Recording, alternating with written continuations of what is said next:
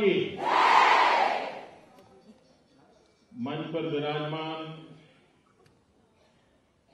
भारतीय जनता पार्टीना सर्वे वरिष्ठ कार्यकर्ता भाईओ बहनों અને ગુજરાતના ખૂણે ખૂણેથી આવેલ પ્રજાનો વિશ્વાસ જેમણે સંપાદન કર્યો છે એવા સૌ જનપ્રતિનિધિ બહેનો,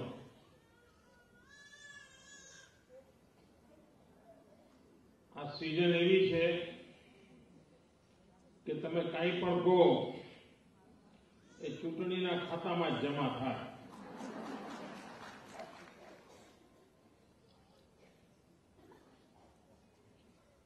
દરેક વાત ચૂંટણીના ચશ્માથી જોવાય બહુ સ્વાભાવિક છે.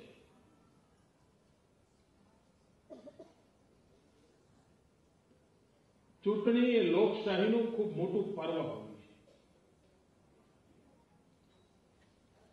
અને આ લોકશાહીના પર્વમાં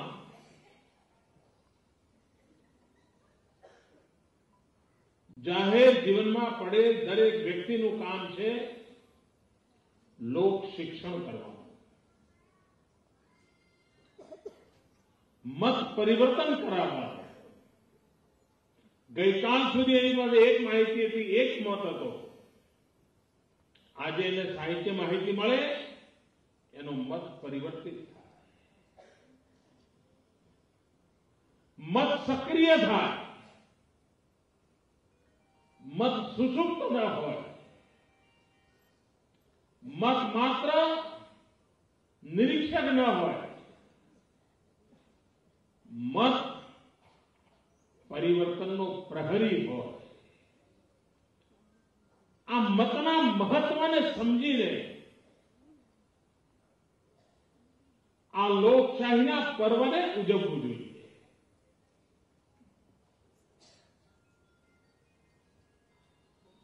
એક વ્યાપકપણે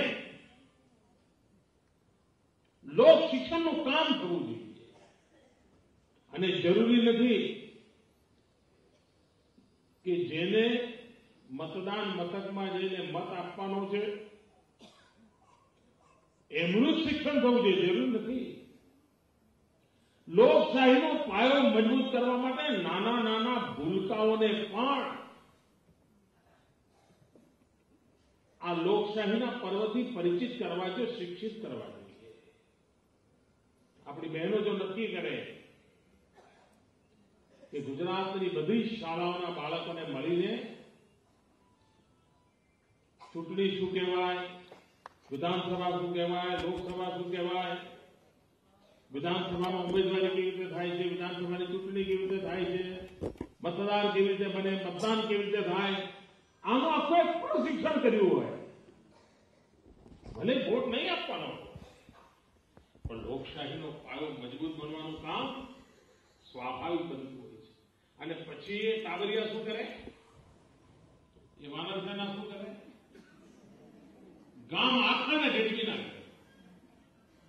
તમે જેટલો પ્રચાર કરો એના કરતા વધારે કરે.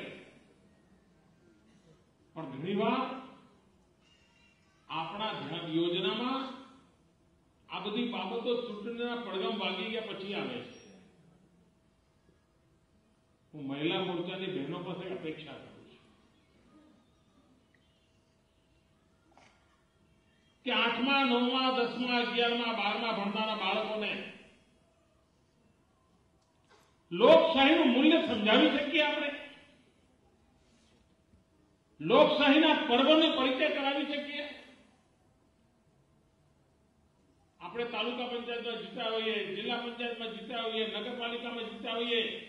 આ તાલુકા પંચાયત, જિલ્લા પંચાયત, નગરપાલિકા છે શું, કામ કેવી રીતે કરે છે, એ જાતે જઈને સમજાવી શકીએ. મિત્રો, ઘણીવાર નાનકડું લાગતું કામ પણ કેટલી મોટી અસર પેદા કરી શકે છે એનો કદાચ આપણે અંદાજ નહીં હોય. અને હું તો ઘણીવાર કહેતો હોઉં છું, ચૂંટણીમાં એક બહેનને બાળ વિભાગના ઇન્ચાર્જ બનાવવા જોઈએ, એક ભાઈ અને એક બહેનની જોડી હોય એ બાળકોના જ કાર્યક્રમો ગોઠવા કરે આખી ચૂંટણીમાં એમના સરગતો કાઢે થાળી વગાડતા નહીં કરે. તમારામાંથી મોટા ભાગના લોકો ભાજપના કાર્યકર્તા કેવી રીતે બન્યા હશે? વિદ્યાર્થી અવસ્થામાં કોઈ તમને કોઈ કાર્યક્રમમાં લઈ ગયો હશે અને જેના કાર્યક્રમમાં પહેલા ગયા એ પાર્ટી તમારી થઈ ગઈ. લગભગ એવું થયું હોય. આ બાળકો તરફ ધ્યાન કેન્દ્રિત કરવું જોઈએ, એમનું શિક્ષણ કરવું જોઈએ અને લોકશાહીનો પાયો લોક શિક્ષણમાં રહેલો છે. જૂઠાણા, અપપ્રચાર, આરોપો એ જે લોકો કરતા હોય કર્યા કરે. આપણે લોક શિક્ષણનું કામ કરતા. થોડા દિવસ પહેલા ઇલેક્શન કમિશનનું એક નિવેદન આવ્યું. ઇલેક્શન કમિશને એમ કહ્યું કે અમે મહિલા મતદારોની સૌથી વધારે નોંધણી કરીશું અને મહિલા મતદારો પુરુષ મતદારો કરતા પણ વધારે મતદાન કરે એના માટે મેં સક્રિય પ્રયાસ કરવાના છે. આ ઇલેક્શન કમિશનનું નિવેદન છે. એનો અર્થ એ થયો કે તમારે માટે જો ઇલેક્શન કમિશનનું આ સપનું હોય, કારણ કે એમ્પાયર છે, ચૂંટણીના મુખ્ય એમ્પાયર એ હોય છે. જો એમ્પાયરનું આવું સપનું હોય તો એ સપનું પૂરું કરવા માટે જાહેર જીવનમાં પડેલા કાર્યકર્તા તરીકે અને એક મહિલા તરીકે આપણી જવાબદારી છે.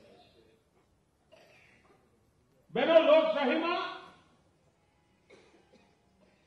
એક સૌથી મોટા ગુણની આવશ્યકતા હોય છે. જો એક ગુણ ન હોય તો તમે લોકશાહીને લાયક નથી.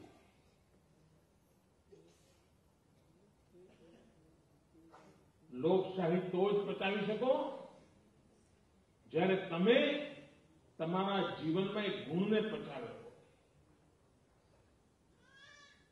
અને એ જો ગુણ તમારામાં ન હોય તો તમને લોકશાહીની કોઈ પણ પ્રક્રિયામાં ભાગીદાર બનવાનો હક નથી, એનું નેતૃત્વ કરવાનો હક નથી. એ લોકશાહીનો પાયાનો ગુણ કયો છે? એ પાયાનો ગુણ છે ટીકા સહન કરવાની તાકાત, સહિષ્ણુતા. જો તમે ટીકા સહન જ ન કરી શકો, તમારા કરતા વિપરીત વાત કોઈ કેમ તમને ગમે જ નહીં, તો તમને લોકશાહીની રખેવાળી કરવાનો કોઈ હક મળતો નથી. તમારી યોગ્યતા આના માટે પુરવાર નથી થતી. હમણાં શું થયું? કેટલાક પત્રકારો જે સોશિયલ મીડિયા પર ટ્વિટર પર ટ્વીટ કરતા હોય, કોઈ ફેસબુક ઉપર કોમેન્ટ કરતા હોય, કોંગ્રેસના વિરુદ્ધમાં કંઈ કહેવાતું હોય, દેશની પરિસ્થિતિ વિશે કંઈ કહેવાતું હોય, તમને આશ્ચર્ય થશે ભાઈઓ. ભારત સરકારે આવા એકાઉન્ટ ઉપર પ્રતિબંધ મૂકી દીધો. એનો અર્થ એ થયો કે એક એસએમએસ એમાં તમારી ટીકા થઈ હોય તો એ સહન કરવાની પણ એમની તૈયારી નથી.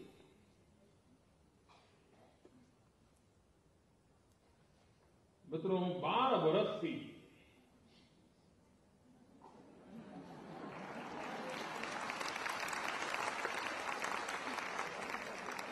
કોઈ હુમલો બાકી નથી, હુમલાનો કોઈ પ્રકાર બાકી નથી.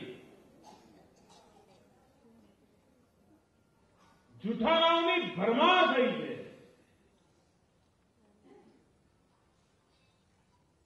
આટલા જુલ્મ થયા પછી પણ લોકશાહીની મર્યાદા ખાતર પ્રત્યેક જુલ્મને સહન કરવાની કોશિશ કરી છે. લોકશાહીને ખાતર એના માટે સામર્થ્ય જોઈતું હોય છે. ગઈકાલે કોંગ્રેસ પાર્ટીએ અધિકૃત રીતે એક સર્ક્યુલર બહાર પાડ્યો છે અને અધિકૃત રીતે સર્ક્યુલરમાં એમણે કહ્યું છે કે ગુજરાતની ગુજરાતી ચેનલ TV9 એનો કોંગ્રેસ બહિષ્કાર કરશે.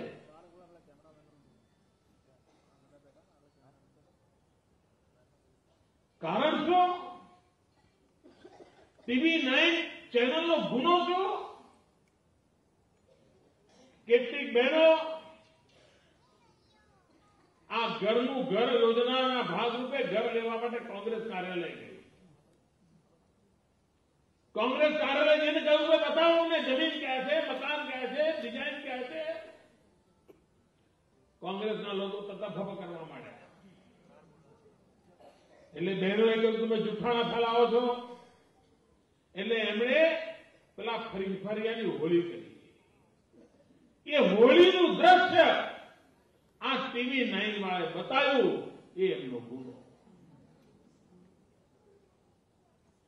જૂઠનો પર્દાફાશ થયો.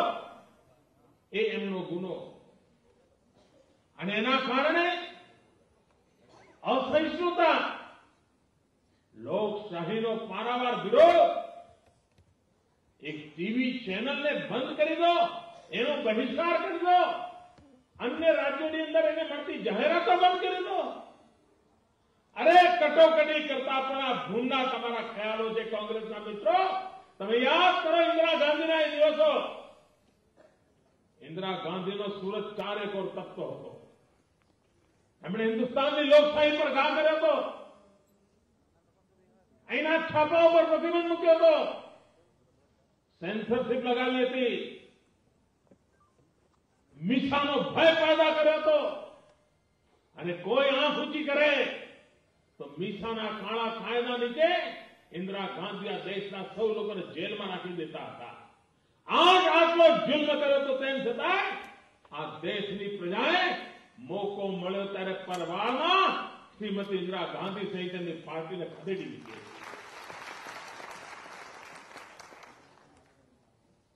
આ હિંમત તમારી અને તમારા મોડે લોકશાહી સોંપતી નથી.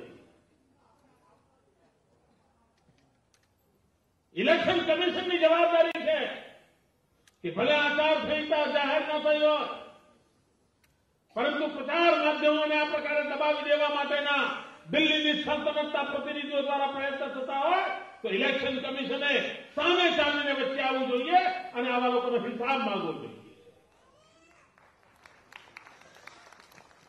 આપ કલ્પના કરી શકો છો આ ચૂંટણીમાં કેટલી ગંદકી ફેલાવવાની કોશિશ થવાની છે, કેટલો જુલ્મ કરવાની કોશિશ થવાની છે. ભાઈઓ બહેનો, કોંગ્રેસના લોકો ચૂંટણીમાં સૂત્ર આપે છે.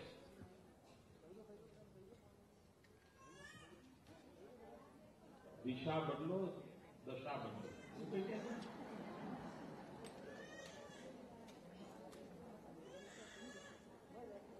આ કોંગ્રેસની દિશાના કારણે હિન્દુસ્તાનની દુર્દશા દેશ જુએ છે. શું એ ઓછું છે તો તમારે ગુજરાતની દુર્દશા કરવી છે? ના, હજુ એ તમારે ગુજરાતની દુર્દશા કરવાના વર્તા બાકી રહી ગયા છે. આ તમારી દિશાનું પરિણામ છે કે દેશની દુર્દશા થઈ છે અને ગુજરાત આ તમારી દિશાએ જઈને ગુજરાતની દુર્દશા નહીં થવા દે.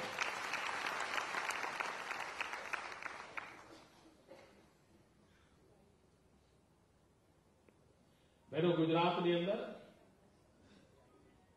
વિકાસના કામો તમારામાંથી કોઈને પણ ગુજરાત બહાર જવાનું થયું હોય અને તમે એમ કહો કે હું ગુજરાતથી આવ્યો છું, સામેવાળાનો કેવો પ્રતિસાદ હોય છે? ઓળ ગોળ થઈ જાય ને. આખા દેશને દેખાય છે, આખા દેશને આ કોંગ્રેસના લોકો અહીંયા નથી દેખાય. કારણ એમણે જૂઠાણાના ચશ્મા પહેરી લીધા છે અને લોકશાહીમાં સત્યના આધારે ડિબેટ કરો જૂઠાણા શા માટે ફેલાવો છો? અને પૈસાના જોરે અરબો ખરબો રૂપિયાની લાણી કરીને મોંઘી મોંઘી જાહેરાતો આપીને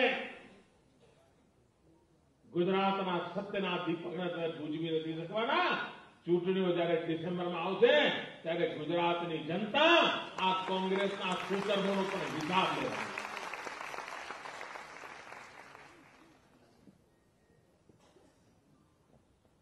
ભલે ચૂંટણી બૂથમાં જીતવાની હોય, બૂથ જીતો એટલે ધારાસભા જીતાઈ જાય, અને બૂથ હારી જાઓ તો ધારાસભા જીતાય નહીં. અને જો ગુજરાતમાં બહેનોની ફોજ નક્કી કરે કે દરેક પોલિંગ બૂથમાંથી ઓછામાં ઓછા 300 મત ભાજપને નખાવા, હિસાબ લગાવીને ભાઈઓ જે લગાવે જુદા, બહેનો નક્કી કરે કે એક પોલિંગ બૂથમાંથી ઓછામાં ઓછા 300-350 વોટ ભાજપ તરફે મતદાન થવું જોઈએ. બહેનો લખી રાખજો, ટીવી પર એક આપણા સમાચાર ના આવે, છાપામાં કઈ છપાય નહીં, કોઈ જાહેર સભા ના થાય, મોદી સાહેબનો પ્રવાસ ન થાય, તેમ છતાંય ભારતીય જનતા પાર્ટી 16 કળાએ ખીલી ઉઠે. તમે લખી રાખો.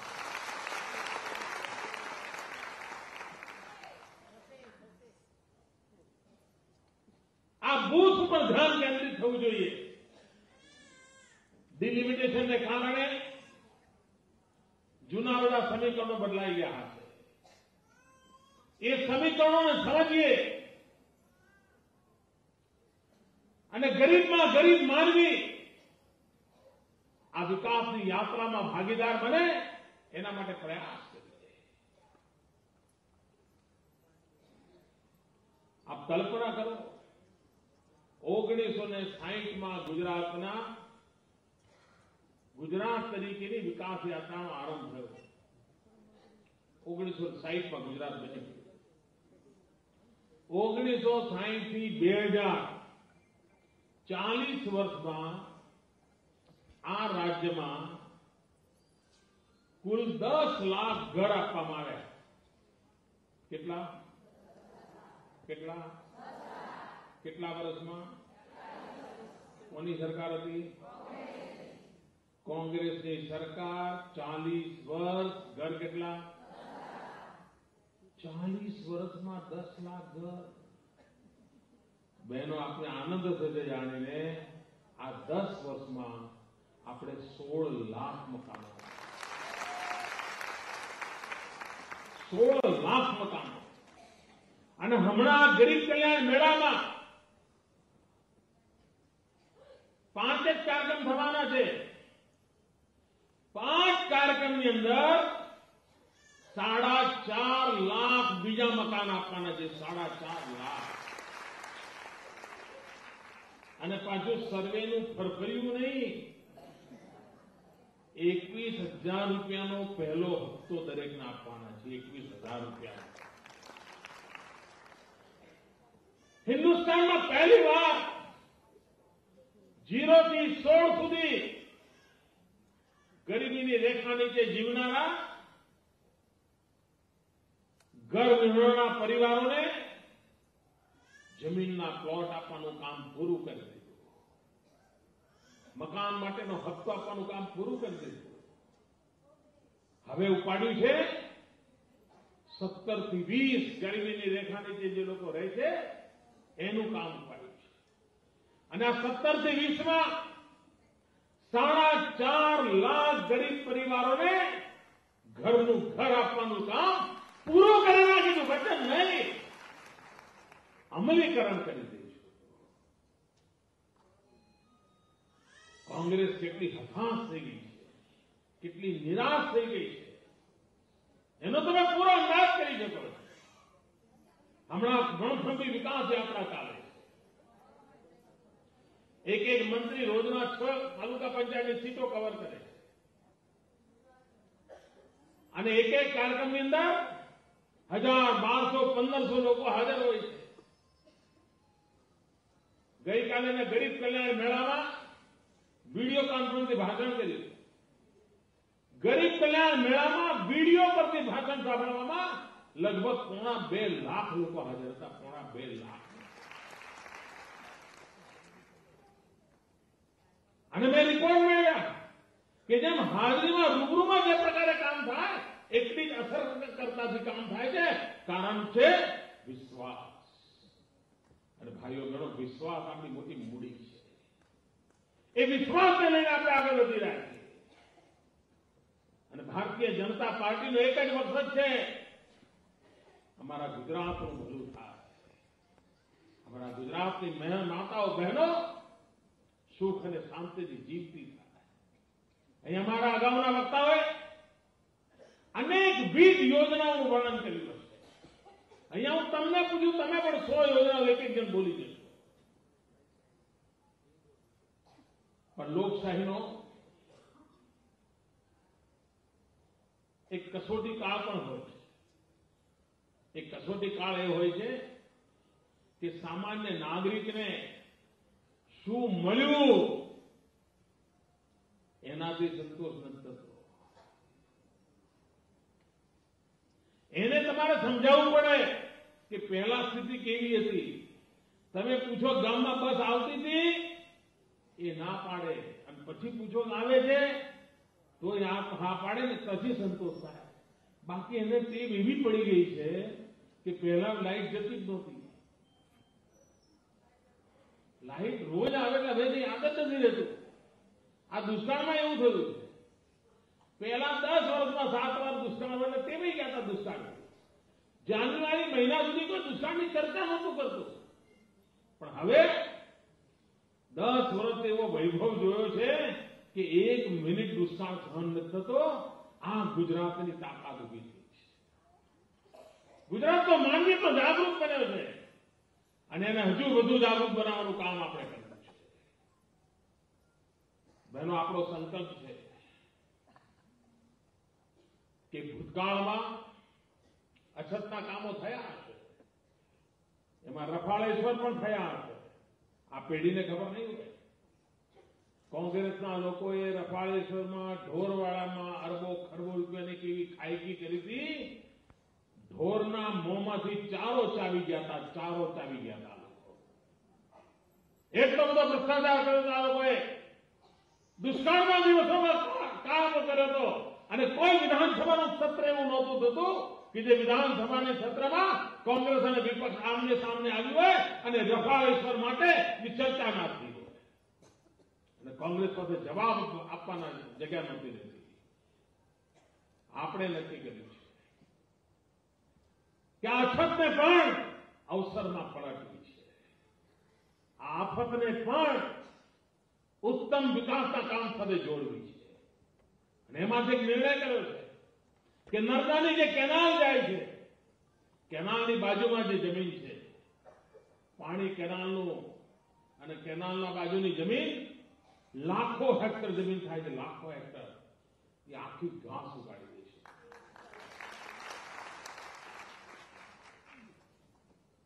દુષ્કાળ નહોતો ને ખેડૂત જેટલું ઘાસ ખવડાવતો હતો ને, અને જેટલું દૂધ મળતું હતું એના કરતા વધારે ઘાસ ખવડાવે, વધારે દૂધ મળે એવો દિવસ બોલાવી મૂકી.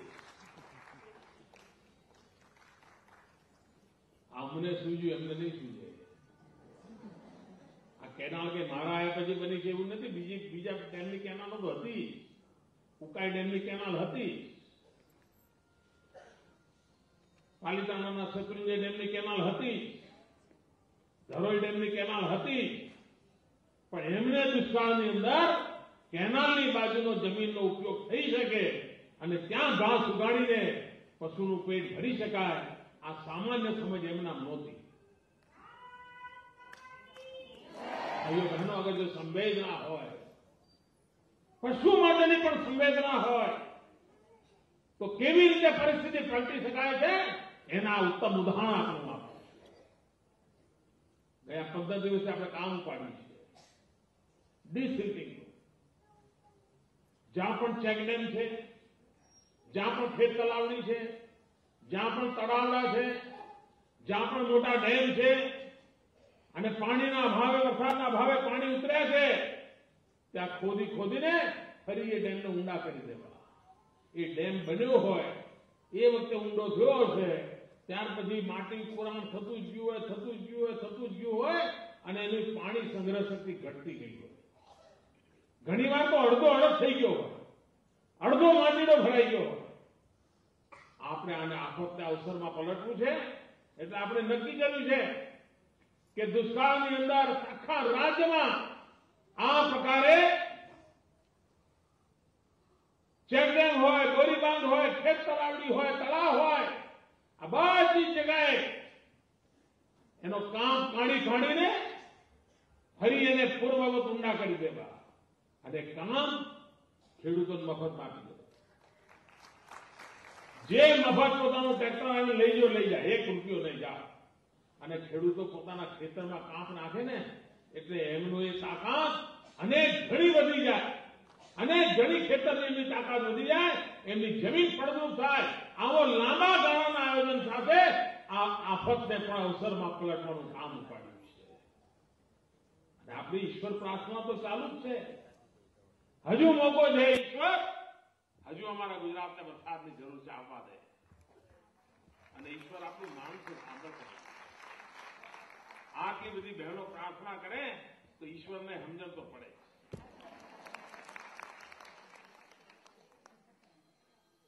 ભાઈઓ બહેનો, ચૂંટણીમાં વિજય की શું માનસિકતા જોઈએ, વિજયનો વિશ્વાસ જોઈએ, અનેક ષડયંત્રોને પાર કરીને નીકળવાનું સામર્થ્ય જોઈએ. જૂઠાણા, અપપ્રચાર, અફવાઓ